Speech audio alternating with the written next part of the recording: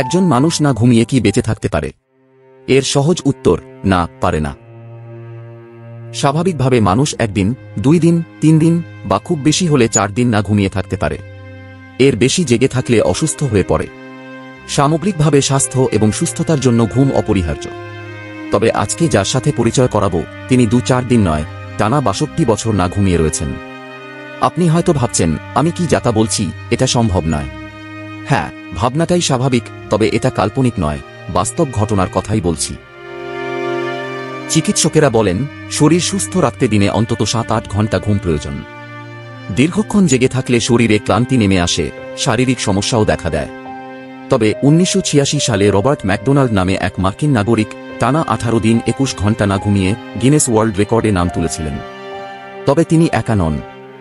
এর আগেও 1963 সালে মাত্র 17 বছর বয়সী এক পড়ুয়া টানা 11 দিন 24 ঘন্টা না ঘুমিয়ে রেকর্ড করেছিলেন।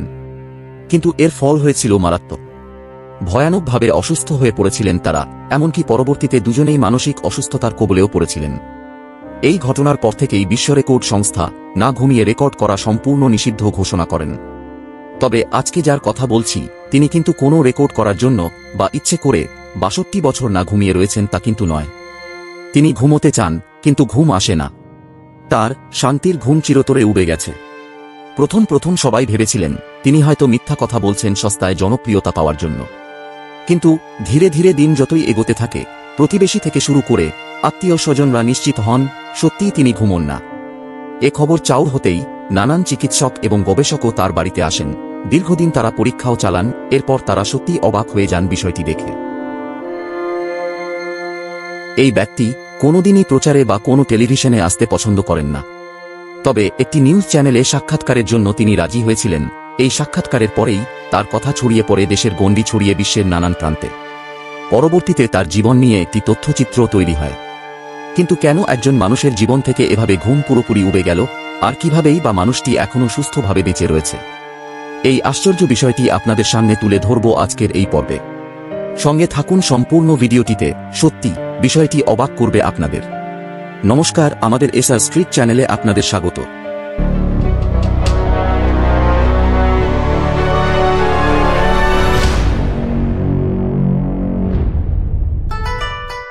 এই আশ্চর্য মানুষটির বর্তমান বয়স 81 বছর। নাম থাই এনগোক। 1942 সালে ভিয়েতনামের কোয়াং নাম প্রদেশে তার জন্ম। বর্তমানে ভিয়েতনামের একজন সুপরিচিত ব্যক্তি তিনি। এনগোকের স্ত্রী এবং সন্তান রয়েছে, তারা কখনো তাকে ঘুমোতে দেখেননি।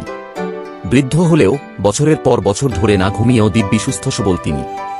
বরঞ্চ আর 5 জন সমবয়সী মানুষের থেকে তো বটেই। তবে তিনি স্বাভাবিক মানুষের মতো ঘুমোতে চাইলেও ঘুমোতে পারেন না। চোখ বন্ধ করে শুয়ে থাকেন, কিন্তু তার ঘুম আসে না। কতক্ষণ আর এভাবে শুয়ে থাকা যায়? তাই রাতের পর রাত স্ত্রী সন্তান যখন ঘুমিয়ে থাকেন, তখন নিজের হাতে রাইস ওয়াইন বা মদ তৈরি করেন। কখনো জমিতে গিয়ে চাষবাস করেন, মনে হলে নিজের বাগানের পরিচর্যার কাজ করেন, কখনো খামারে কাজ। আবার কোনো কিছু ভালো না লাগলে আকাশের দিকে চেয়ে বসে থাকেন। কৃষিকাজ, মাছ চাষ, রাইস ওয়াইন তৈরিতে বেশ পটু তিনি। এছাড়া নিজের হাতে তৈরি রাইস ওয়াইন পাড়া প্রতিবেশীদের কাছে বিক্রিও করেন এনগোক। সকলে এনগোককে আশ্চর্য মানুষ বলে মনে করলেও তার মোটেই এটা ভালো লাগে না। সেও চায় অন্যদের মতো শান্তিতে ঘুমোতে। এ বয়সে এসে অধিকাংশরাই যখন নিশ্চিন্ত ঘুমে দিন কাটান, তখন ইচ্ছা হলেও সে উপায় নেই এই বৃদ্ধের। ঘুমের ওষুধ, দেশি টোটকা, মাদকসহ নানা উপাদানও তার চোখে ঘুম এনে দিতে পারেনি। দীর্ঘদিন না ঘুমানোর ফলে মানবদেহে নানা সমস্যা তৈরি হয়। যেমন বিরক্তিভাব, জ্ঞান কমে যাওয়া, অতিরিক্ত রাগ, অবসন্নতা, মাথা ব্যথাসহ বিভিন্ন লক্ষণ প্রকাশ পায়। বিশেষজ্ঞদের মতে অনিদ্রার কারণে মস্তিষ্ক ঠিকভাবে কাজ করতে পারে না। ফলে রোগী মানসিকভাবে বিধ্বস্ত হয়ে পড়েন। তবে এনগোকের শরীরে রোগব্যাধি বাসা বাঁধা তো দূরের কথা, অন্যদের থেকেও বেশ সুস্থ সবল এই ছিপছিপে বৃদ্ধের। নিদ্রাহীনতার কারণ জানতে তার ওপর নানান পরীক্ষা নিরীক্ষা চালিয়েছেন দেশ বিদেশের চিকিৎসকেরা। তবে তার নিদ্রাহীনতার রহস্যভেদ করতে পারেননি তারা। লোকচক্ষুর আড়ালে গিয়ে অন্য কোথাও তিনি ঘুমিয়ে কাটান কিনা তার সন্ধানে নজরদারিও করা হয়েছে। তবে পরিবার থেকে পাড়া প্রতিবেশী সকলেরই দাবি, এনগোক কখনো ঘুমোন না। এনগোক দিনে 3 বার খাবার খান, এছাড়া গ্রিন টি খেতেও পছন্দ করেন। তবে প্রায় 8 ঘন্টা অন্তর অন্তর নিজের তৈরি রাইস ওয়াইন অবশ্যই পান করেন। জানা গেছে সারাদিনে তিনি 1 বোতল রাইস ওয়াইন খান। এনগোক জানান, এগুলো খেলে তিনি প্রচুর এনার্জি পান। এছাড়া সিগারেটের প্রতি প্রচুর আসক্তি রয়েছে, দিনে প্রায় 70টির মতো সিগারেট খেয়ে ফেলেন তিনি। এক ইউটিউবার তাকে প্রশ্ন করেছিলেন তিনি কবে থেকে সিগারেট খান। এনবোক জানান তার বয়স যখন 12 বছর তখন থেকেই তিনি সিগারেট খান। 1955 সালের পর থেকে ভিয়েতনাম জুড়ে শুরু হয় যুদ্ধ এবং রাজনৈতিক অস্থিরতা। এই অস্থিরতা স্থায়ী হয় 1975 সাল পর্যন্ত। কিশোর বয়সে যুদ্ধের সময় থেকে ঘুমের ব্যাঘাত ঘটা শুরু হয়। যুদ্ধকালে সামাজিক অস্থিরতায় ঘুম উড়ে যাওয়াটা খুব একটা বিরল নয়। কিশোর বয়সের এই অনিদ্রা নিয়ে বিশেষ কোনো মাথা ব্যথা ছিল না এনবোকের, কিন্তু এই অনিদ্রা ধীরে ধীরে বাড়তেই থাকে। 2006 সালে প্রথম খবরটি প্রকাশ্যে আসে। সংবাদ মাধ্যমের কাছে এনবোক দাবি করেন 1962 সাল নাগাদ একবার তার প্রবল জ্বর হয়েছিল। জ্বরের ফলে তিনি অজ্ঞান হয়ে গিয়েছিলেন। ধীরে ধীরে জ্বর সেরে গেলেও তার ঘুম আসত না। এনবোকের দাবি এই জ্বরই চিরতরে তার ঘুম কেড়ে নেয়। আজ পর্যন্ত তিনি আর ঘুমের দেখা ফিরে পাননি। তার এই বিরল রোগ সম্পর্কে কিছু জানা নেই কারো। চিকিৎসকেরাও তার অনিদ্রার পেছনের সঠিক কারণ উল্লেখ করতে পারেননি। তিনি জানান প্রথম দিকে ঘুমোতে না পেরে বেশ অস্বস্তি হতো, তবে এখন সব সয়ে গিয়েছে। ঠিকমতো খাওয়া দাওয়া করতে পারেন, শরীরও বেশ সুস্থ সবল। আজকাল আর ঘুমের স্বপ্ন দেখেন না তিনি। রাতে বেশিরভাগ পাড়াপড়শি যখন ঘুমে ডুবে থাকেন সে সময় শোয়ার ঘরে বসে ঘুমন্ত স্ত্রীর দিকে তাকিয়ে থাকতে তার খুবই বিরক্ত লাগে, তাই রাতেই জমিতে চলে যান। পেশায় তিনি একজন দিনমজুর এবং কৃষক। রাতে কোদাল হাতে সেখানে গিয়ে চাষের কাজ সেরে রাখেন। নিজের বাগানে নানান গাছগাছালিও লাগিয়েছেন। রাতে এনবোককে চাষবাস করতে দেখে পাড়াপড়শিদের অনেকেই নাকি মনে করেন তার মধ্যে আত্মা প্রবেশ করেছে। তবে ধীরে ধীরে তাঁর অনিদ্রার বিষয়টি সকলের কাছেও সহজ হয়ে গিয়েছে। অনিদ্রার জেরে কার্যত প্রায় 24 ঘণ্টাই নাকি তিনি কর্মক্ষম থাকেন। এনবোককে অনেকবার হাসপাতালে নিয়ে যাওয়া হয়েছিল, তবে প্রতিবার চিকিৎসকেরা জানান তার কোনো রোগবালাই নেই। কখনো অসুস্থ বোধ করেন না তিনি।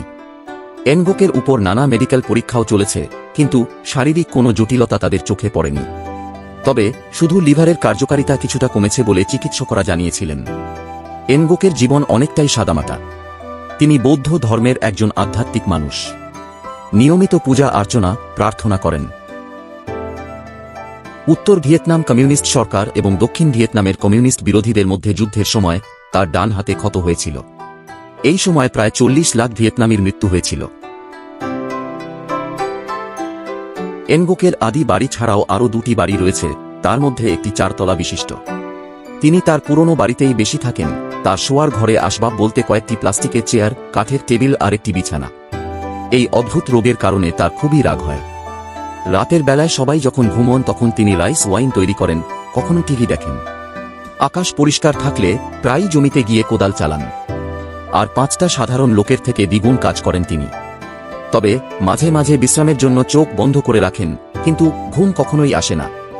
চিকিৎসকেরা বলেন অনিদ্রার জেরে স্নায়ুর সমস্যা দেখা দিতে পারে অথবা নিত্যদিনের কাজকর্মে প্রভাব পড়ে। তবে এনবোকের ক্ষেত্রে তা হয়নি। দিনের পর দিন এভাবেই কাটাতে হয় তাকে। এ বয়সেও তিনি 50 কেজি ওজনের চালের বস্তা প্রতিদিনই ঘাড়ে করে 3 কিলোমিটারেরও বেশি বহন করেন। 62 বছর ধরে কিভাবে নিদ্রাহীন সেটা সত্যিই অলৌকিক।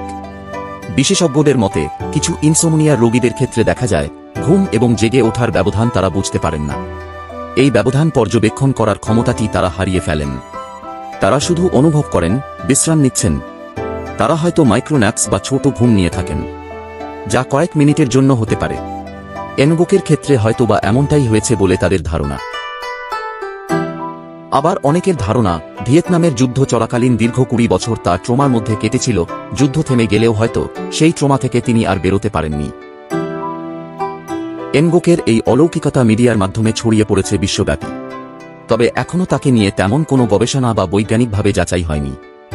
2022 সালের আগস্টে তাকে নিয়ে শেষ রিপোর্ট বেরিয়েছিল, তখনও তার স্বাস্থ্যের উপর কোনো প্রভাব পড়তে দেখা যায়নি। এনবোকের জেগে থাকার বিষয়টি অনেকেই সন্দেহের চোখেই দেখেন, কারণ এই ধারণাকে সমর্থন করার জন্য তেমন কোনো সুনির্দিষ্ট তথ্য প্রমাণ পাওয়া যায়নি যে তিনি সত্যিই 60 বছর ধরে জেগে রয়েছেন। আপনার কি মনে হয় কমেন্টে অবশ্যই জানাবেন। আজকে পর্বটি এই পর্যন্তই। আবার দেখা হবে পরবর্তী ভিডিওতে। ভিডিওটি ভালো লাগলে অবশ্যই লাইক এবং চ্যানেলটিকে সাবস্ক্রাইব করতে ভুলবেন না। ভালো থাকবেন। নমস্কার।